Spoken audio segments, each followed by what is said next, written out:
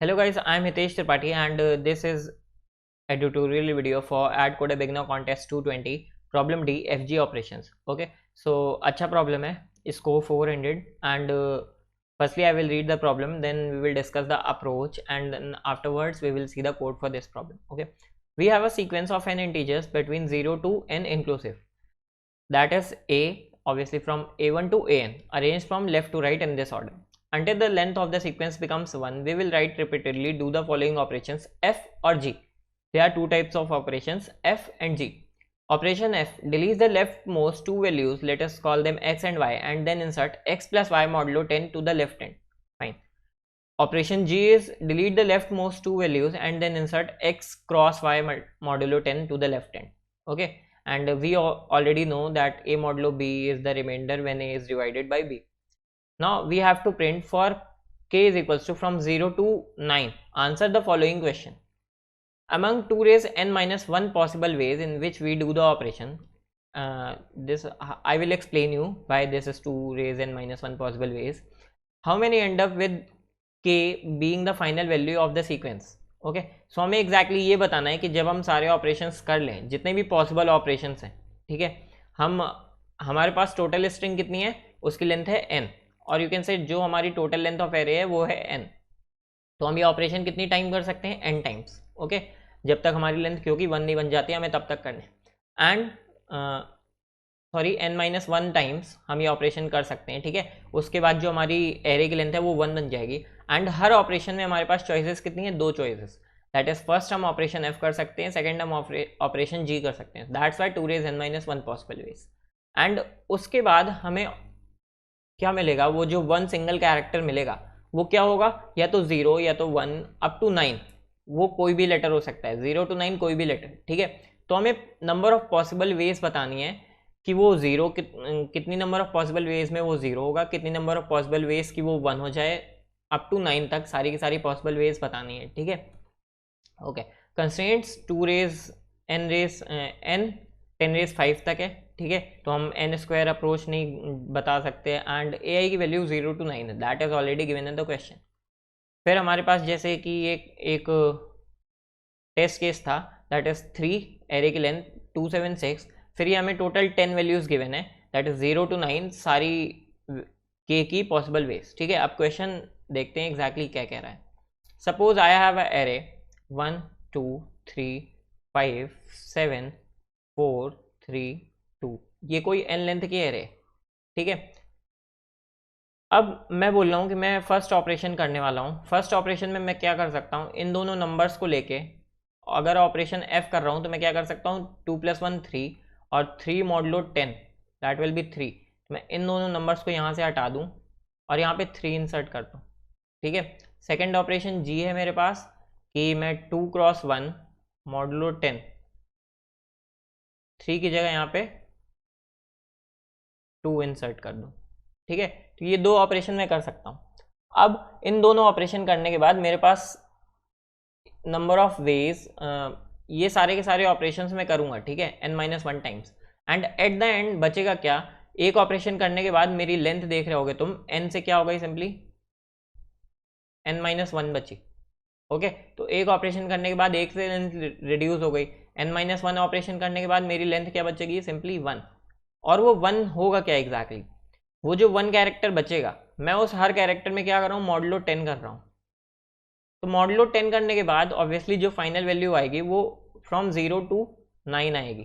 ठीक है, तो जो फाइनल कैरेक्टर बनेगा वो 0 to 9 के बीच में कोई बनेगा, और मुझे सारी नंबर ऑफ वेज बतानी है कि कितनी वेज वो 0 बन सकता है, कितनी वेज से वो 1, कितनी वेज से वो 9. ठीक है, फाइन. अब यहाँ से तुम कैसे अप्रोच बिल्डअप करोगे, पहली अप्रोच तो तुम्हारे दिमाग में आएगी कि रिकर्जन, सारी पॉसिबिलिटीज़ निकाल लेते हैं हम, सारी पॉसिबिलिटीज़. बट ऑब्वियसली अगर सारी पॉसिबिलिटीज़ निकालने जाओगे तो वो कितनी हो जाएंगी, 2 रेज n माइनस 1, है ना.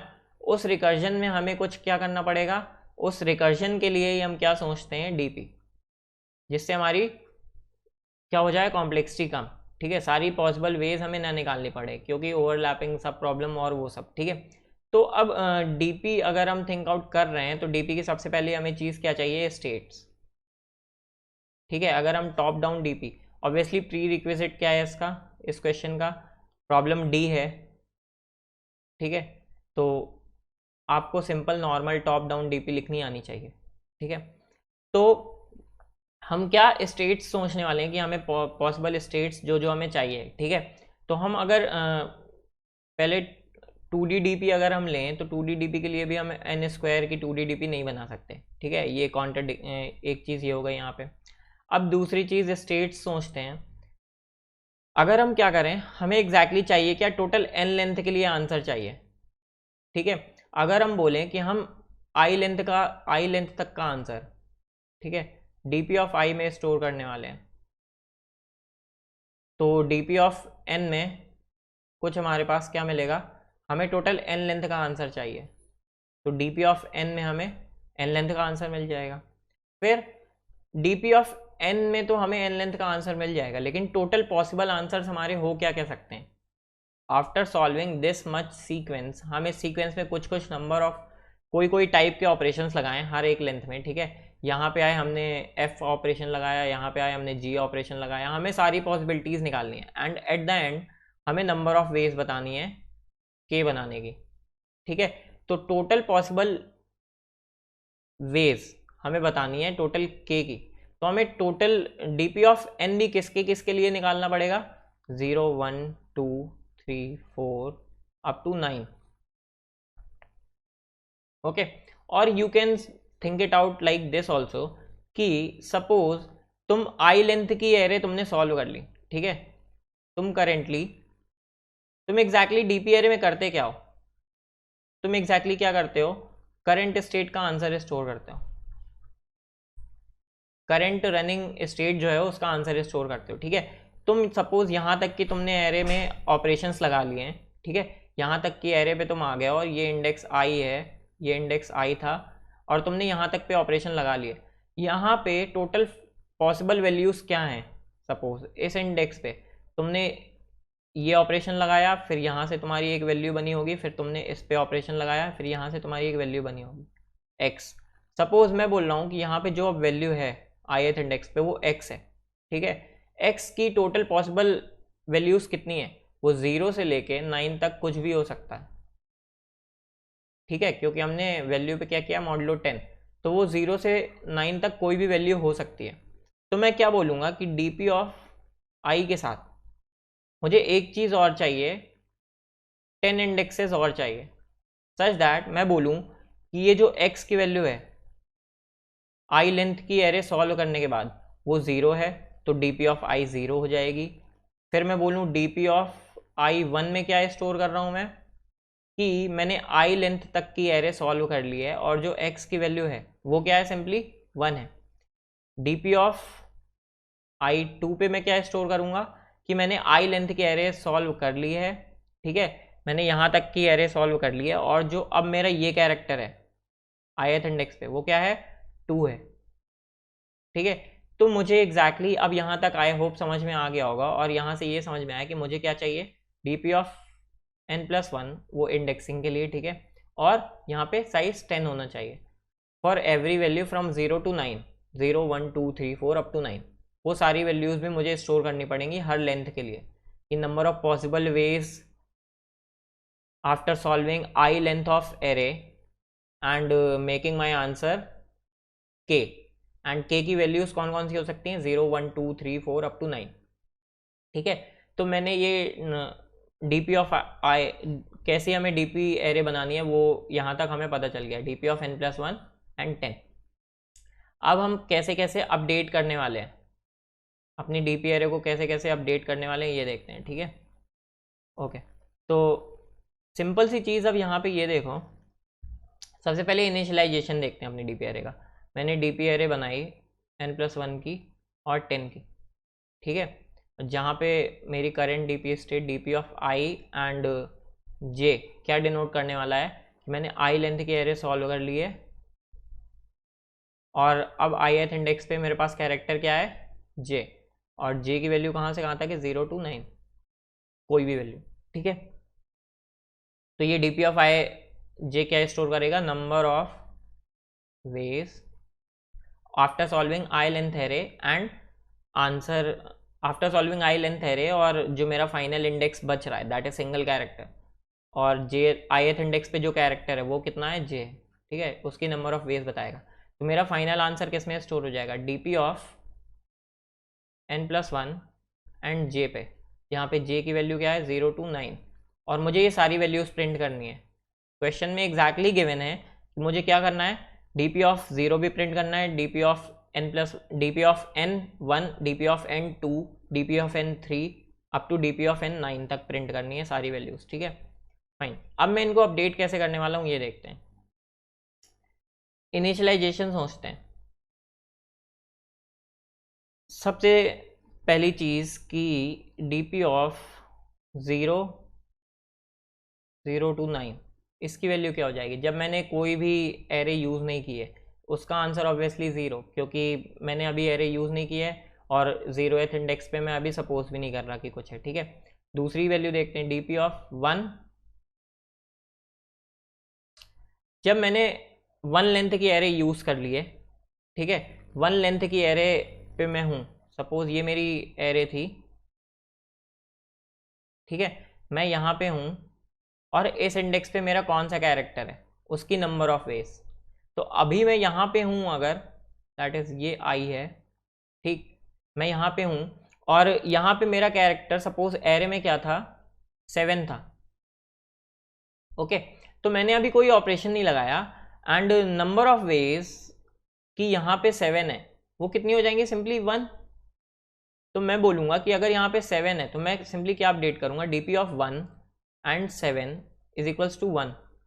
वाई, क्योंकि फर्स्ट 1 लेंथ की एरे का यूज़ करके ith इंडेक्स पे, दैट इज फर्स्ट इंडेक्स पे 7 लाने का नंबर ऑफ वेज कितना है, 1, क्योंकि 7 तो ऑलरेडी वहाँ पे है, तो total number of veg 7 only. और बाकी DP of 1 from 0 to 9 other than 7 वो क्या हो जाएगा, 0, क्योंकि उसकी नंबर ऑफ वेज कितनी हो जाएंगी, 0, क्योंकि अभी मैंने कोई भी ऑपरेशन नहीं लगाया है, अभी मैंने कोई भी ऑपरेशन नहीं लगाया और फर्स्ट इंडेक्स पे मेरे पास 7 था ऑलरेडी, ठीक है। तो 7 के अलावा जितनी भी वैल्यूज हैं 0, 1, 2, 3, 4 अप टू 9 वो सारी कितनी हो जाएंगी, 0, क्योंकि उनका नंबर ऑफ वेज मेरे पास 0 है, ठीक है।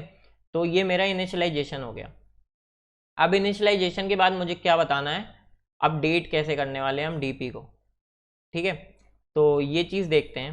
मैं लूपिंग ऑब्वियसली लूप लगाऊंगा, ठीक है, सारी लेंथ के लिए मैंने एक लूप लगाया from i is equals to 0 to i is equals to i less than n तक, ठीक है। और दूसरा लूप हर एक i पे मुझे क्या करना है, अपडेट करना है, हर एक i इंडेक्स पे आके मुझे क्या क्या अपडेट करना है, j इज इक्वल्स टू 0 से j इज इक्वल्स टू 9 तक वैल्यूज़ अपडेट करनी है, number of veg for 0, number of ways for 1, for up to 9 after solving I length of array, या फिर after coming at ith index during solvation, okay fine। तो dp of, suppose मेरे पास I length तक का answer था जो कि था dp of I j is equals to, मेरे पास ऑलरेडी था जो कि x था, ठीक है। अब मैं dp of I+1 और j कैसे अपडेट करने वाला हूँ ये देखते हैं। यहाँ पे मेरे पास दो पॉसिबिलिटीज़ हैं, ठीक है, कि मैं जो है, जो मेरी वैल्यू है जो j था पहले, ठीक है, j पे मैं क्या कर दूँ, j प्लस करेंट इंडेक्स जो मैं अभी एरे का यूज़ करने वाला हूँ वो क्या होगा, I+1। मैं इसको थोड़ा सा लेफ्ट में लिख लेता हूँ, यहाँ पे आई सपोज कि दिखाई नहीं दे रहा होगा, ठीक है, मैं यहाँ पे लिखता हूँ। मैं करेंट वैल्यू एरे की कौन सी यूज़ करने वाला हूँ, ai+1, ठीक है फाइन। और आई लेंथ तक की एरे का यूज करके मेरे पास कौन सी वैल्यू थी, जे थी, तो वो वैल्यू ऑब्वियसली ith इंडेक्स पे कौन सी वैल्यू थी, जे थी, मैं ये सपोज कर रहा हूँ क्योंकि अभी मैं jth वैल्यू अपडेट करने वाला हूँ। तो इनिशियली मेरे पास ith इंडेक्स पे ये मेरी एरे थी, अगर ये इंडेक्स i था, यहाँ पे मेरे पास j था, उसकी नंबर ऑफ वेज मुझे ऑलरेडी पता है, ith इंडेक्स पे j वैल्यू, ठीक है, उसकी नंबर ऑफ वेज पता है। i+1th इंडेक्स पे जब मैं आऊँगा तो मेरे पास ai+1 मिलेगी, उसको मुझे किसके साथ ऐड करना है, जो ith इंडेक्स पे वैल्यू है, दैट इज जे, और उसका क्या करना है मॉड्यूलो 10,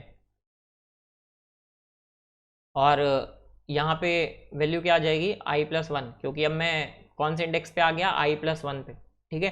तो अब i+1th इंडेक्स पे ये वैल्यू आ जाए, उसकी नंबर ऑफ वेज कितनी हो जाएंगी, simply dp of i+1 ai+1 plus J modulo 10, वो कितनी हो जाएगी, this dp of i and j।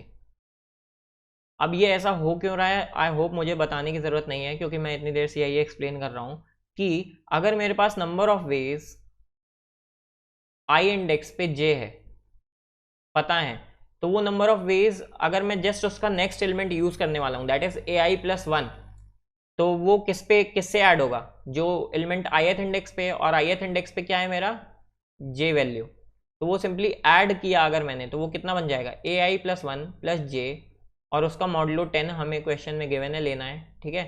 तो वो अब कौन सी वैल्यू अपडेट कर देगा, total number of veg after using i+1 length array and i+1 index पे मेरे पास क्या है, ये वाली वैल्यू हो जाएगी, ठीक है, उसमें नंबर ऑफ वेज ये ऐड हो जाएंगी, फाइन, ओके।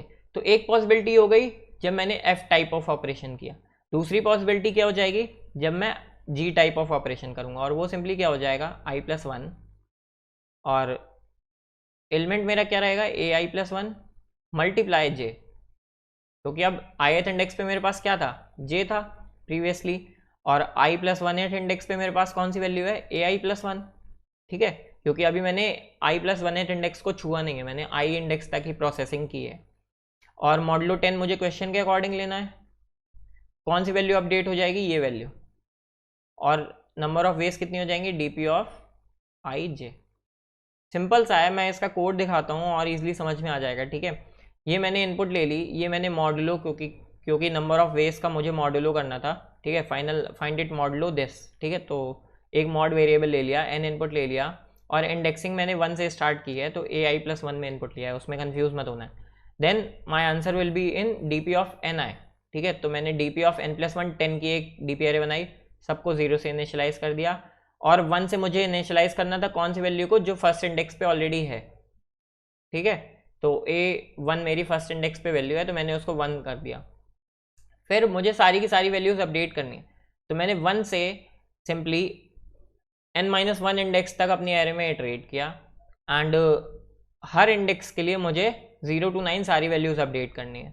तो dp of i+1 j i+1 modulo 10 कि अब वैल्यू फाइनल वैल्यू क्या हो जाएगी, उसके previous operations plus dp of ij, ठीक है। दूसरी पॉसिबिलिटी क्या है कि मैं यहाँ पे g ऑपरेशन करूँ, उसकी नंबर ऑफ वेज कितनी हो जाएंगी dp of i+1 j ai+1 multiply है यहाँ पे, ठीक है, एक number of ways f operation की भी ऐड कर दी, number of ways g operation की भी ऐड कर दी, and finally at the end मेरे पास क्या आ जाएगा, इस पूरे लूप के बाद i+1th लेंथ का अपडेशन हो जाएगा मेरे पास, ठीक है, फिर i+2th लेंथ का अपडेशन करते जाएंगे ऐसे ही, एंड एट द एंड में मेरे पास क्या आ जाएगा कि मैंने n लेंथ प्रोसेस कर ली है, और n लेंथ प्रोसेस करने के बाद nth इंडेक्स पे मेरे पास 0 है, उसकी number of veg, nth index पे मेरे पास 1 है, उसकी नंबर ऑफ वेज 2 है, अप टू 9 सारी नंबर ऑफ वेज मेरे पास dp ऑफ ni में स्टोर हो जाएंगी। So I will simply print it out, okay, so thank you guys for watching this video. If you still have any doubt, you can just ask me in comment section, and subscribe this channel and like this video. Thank you guys for watching.